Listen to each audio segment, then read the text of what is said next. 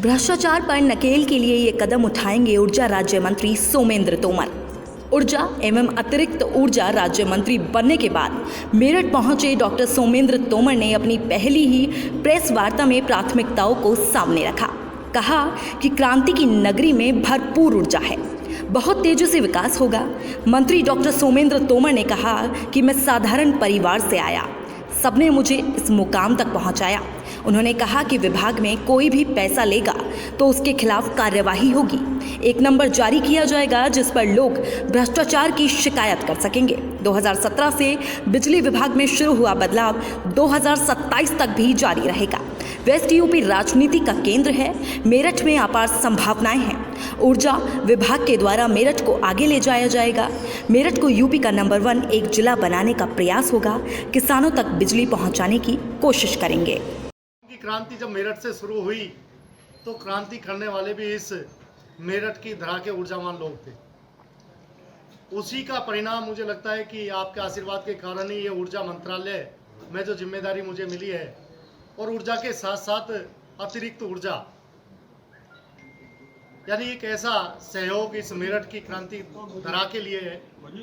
और मुझे पूर्ण विश्वास है कि भारतीय जनता पार्टी हमारी विचारधारा, भारतीय जनता पार्टी नेतृत्व, हमारे केंद्रीय नेतृत्व, हमारे उत्तर प्रदेश के यशस्वी नेतृत्व, हमारे संगठन के सभी प्रमुख लोगों के आशीर्वाद के कारण जो अवसर मुझे मिला है, मैं आपके सहयोग से, आपके सुझाव से, आपके साथ लेकर हम लोग चलेंगे। और मुझे विश्वास है कि पिछले 5 वर्षों में जो ऊर्जा विभाग में आपने बदलाव देखे होंगे, ये हम सब लोग आप ही के फीडबैक के कारण कह सकते हैं कि 2017 के बाद इस विभाग में जो बदलाव हुए हैं, ये 2022 से 27 का जो कालखंड रहेगा उसमें और तेजी के साथ हम लोग अपने देवतुल्य नागरिकों को, इस उत्तर प्रदेश के सम्मानित नागरिकों को और अच्छे से बिजली की, अतिरिक्त ऊर्जा की हम लोग सुविधा दें, ऐसा प्रयास रहेगा। पॉलिसीज़ रहेंगी। पिछले 5 सालों में जिस तरह से बात हुई कि पावर स्टेशंस बढ़ाए जाएंगे और बिजली कट जो है उसको कम किया जाएगा, उसको लेके किस तरह से आगे बढ़ेंगे इन 5 सालों में। और दूसरा ये है कि बिजली के बिल की जो एक बात की गई थी इलेक्शन से पहले भी कि वो आधा किए जाएंगे, तो उसको लेके क्या पॉलिसी रहेगी। देखिए, आपकी जानकारी में होगा सारा विषय। यदि हम बिजली स्टेशंस की बात करें, जो पावर स्टेशन की हम लोग बात करते हैं, हमने अपने पिछले कार्यकाल में भी बहुत से ऐसे उद्घाटन बिजली घरों के किए।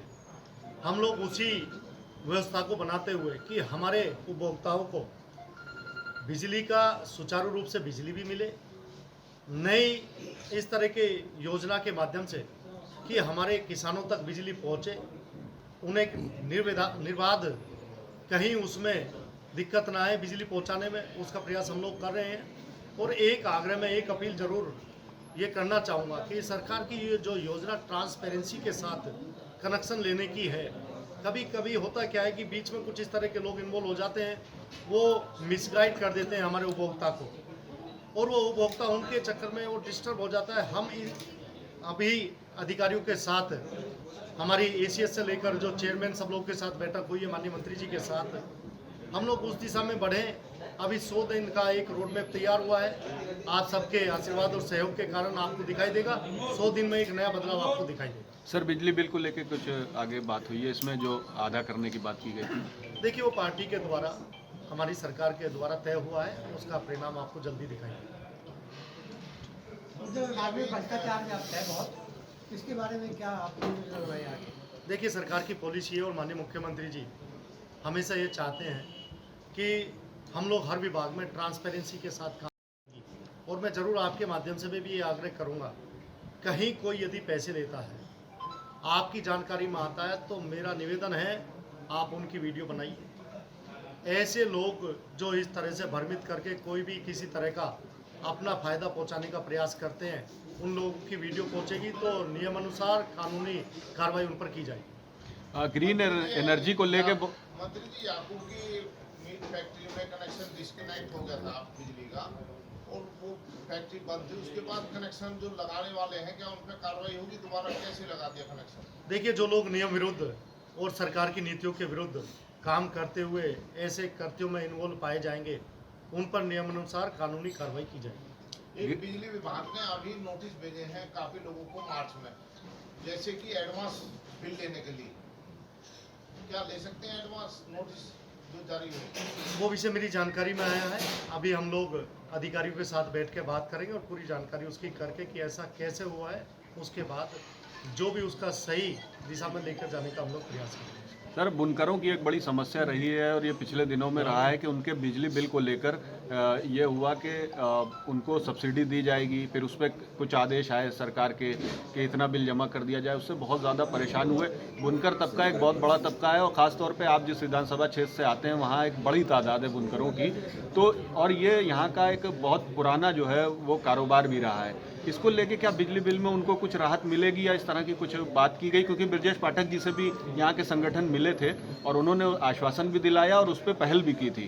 तो एक कोशिश ज़रूर गवर्नमेंट ने की। अब नई गवर्नमेंट इस पर किस तरह से आगे बढ़ेगी? देखिए, मैं आग्रह करूंगा अपने बुनकर भाइयों से, जो भी समस्या उनके सामने आ रही है वो लिखित में उसे पहुंचाएं, उसे हम लोग जो भी उचित हो सकता है उसमें कार्रवाई करेंगे। मंत्री जी, आपने कहा कि कोई शिकायत हो या कोई भ्रष्टाचार हो उसका वीडियो बनाया जाए और आपको भेज दिया जाए। क्या कोई व्हाट्सएप नंबर भी आप देंगे जिससे आपसे शिकायत हो सके और उस पूरे मामले में कार्रवाई की जा सके ताकि आगे से भ्रष्टाचार ना हो बिजली महकमे में? वो पूरी योजना है, अपने विभाग के द्वारा भी नंबर दिया जाएगा, ऐसे नंबर उपलब्ध कराए जाएंगे और उनका प्रचार भी कराया जाएगा। वो आम आदमी तक पहुँचे, जो भी ऐसे कृत्य में इस तरह के काम करने वाले लोग हैं उन पर कठोर से कठोर कार्रवाई करी जाए। ऐसी प्रशासन की और सरकार की योजना। आपका वादा है कि कार्रवाई की जाएगी और जो आपके पास वीडियो पहुंचता है? देखिए, ये सरकार जो कहती है वो करती है, वही होगा। आवश्यक है कि हम खेल विश्वविद्यालय भी बनाएं, ग्रामीण क्षेत्र में भी हमारी प्रतिभाएं। आज हम देख रहे हैं कि उन नौजवानों को हम कैरियर काउंसलिंग के माध्यम से भी इस तरह की सुविधाएं, उनमें अच्छे अधिकारी जो बच्चों को पढ़ाने जाते हैं, बच्चों का मनोबल भी बढ़ता है, उत्साहवर्धन होता है। अभी हम लोग ऊर्जा विभाग के द्वारा और ऊर्जा के साथ साथ मेरठ, क्योंकि भारतीय जनता पार्टी की प्रायोरिटी पर है, सरकार की प्रायोरिटी पर है, तो हम लोग मेरठ के चौमुखी विकास के लिए, चाहे वो गंदगी मुक्त मेरठ बनाने का प्रयास हो, चाहे अतिक्रमण मुक्त मेरठ बनाने का प्रयास हो, हम उस दिशा में काम करते हुए अपने मेरठ को इस उत्तर प्रदेश का नंबर 1 जिला बनाने में आप सबका सहयोग भी जरूरी है, आपका आशीर्वाद और मार्गदर्शन बहुत जरूरी है। 17 से पहले सिर्फ क्रांति भूमि के रूप से जानी जाती थी, लेकिन 2017 में विधायक बनने के बाद मैंने खेल विश्वविद्यालय की जब मांग रखी, आप सबके सहयोग से, देश के यशस्वी प्रधानमंत्री माननीय मोदी जी के आशीर्वाद से, इस उत्तर प्रदेश के यशस्वी मुख्यमंत्री आदरणीय योगी आदित्यनाथ जी के आशीर्वाद से खेल विश्वविद्यालय का शिलान्यास जब मेरठ के अंदर हुआ, तो मेरठ क्रांति नगरी के साथ साथ खेल नगरी के रूप में भी जाना जाएगा। ऐसा प्रयास हम सबका है।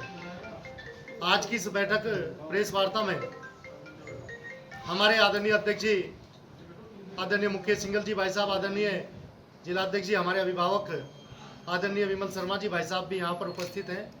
मैं आप सभी का हृदय की गहराइयों से आभार व्यक्त करते हुए, आप सभी के आशीर्वाद से जो जिम्मेदारी मुझे मिली है, और मुझे लगता है कि क्रांति वहीं हो सकती है जहां ऊर्जा होती है। भावनाएं मेरठ के अंदर हैं। हम लोग मेरठ को पश्चिमी उत्तर प्रदेश की राजनीति और राजधानी के रूप में मानते हैं। पश्चिमी उत्तर प्रदेश का केंद्र हमारा मेरठ है।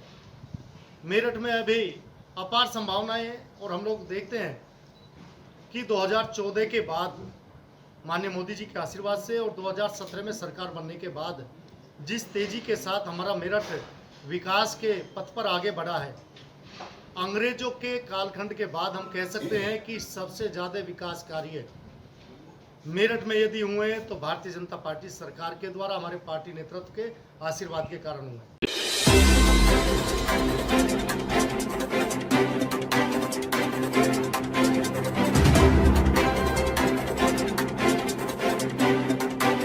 अगर आपको हमारी वीडियो पसंद आई हो तो लाइक, कमेंट और शेयर करें और ऐसे ही खबरों को पाने के लिए हमारे चैनल न्यूज़ ब्लॉग को सब्सक्राइब करें। बेल आइकन प्रेस करना बिल्कुल ना भूलें।